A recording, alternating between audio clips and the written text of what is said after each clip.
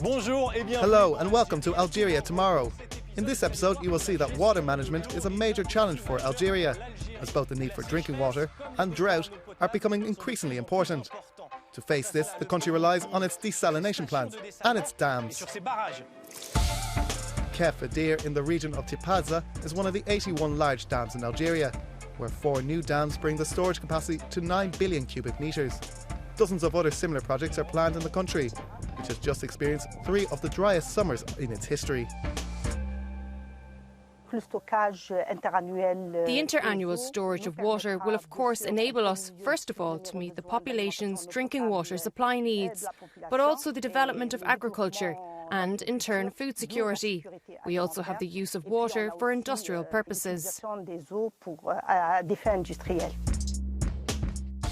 This dam has a strategic role.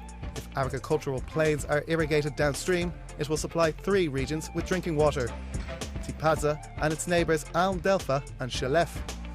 An ambitious water transfer project is underway below to connect this reservoir to the various municipalities. Interconnectivity is important for regional balance, for equity in the supply of drinking water to the population, and of course for solidarity between the different regions. Solidarity that could one day allow this lake to supply the greater Algiers area, some 150 kilometres away. The first stage of the water supply work consists of these pipes, pumping stations and reservoirs that stretch over dozens of kilometres towards the region's capital, Tipaza. About 500,000 people should benefit from this regional project, the heart of which is this dizzying tower and its control centre.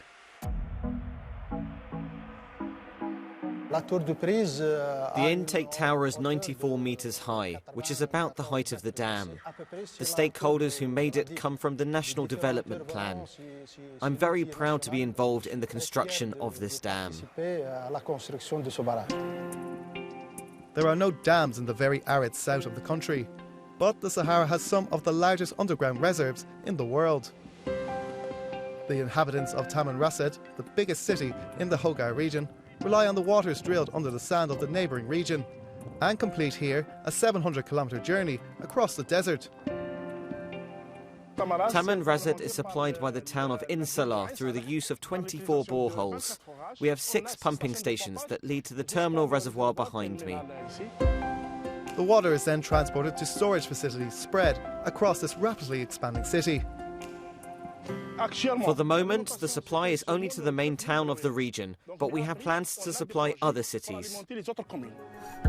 Back to the populated coastal regions, where to avoid water shortages, priority is given to seawater desalination plants.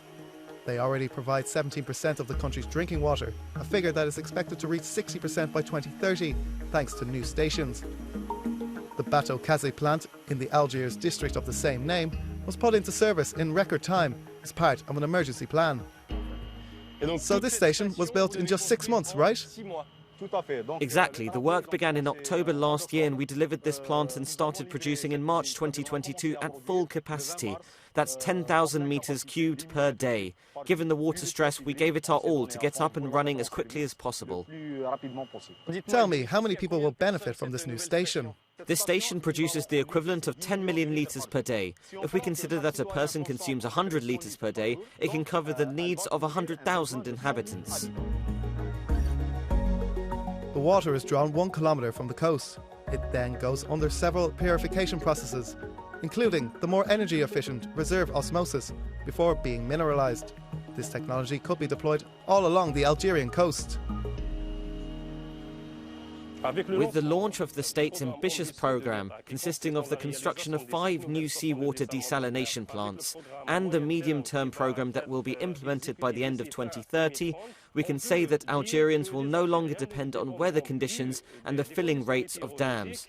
Afterwards, we will be able to direct the dam's water to other sectors.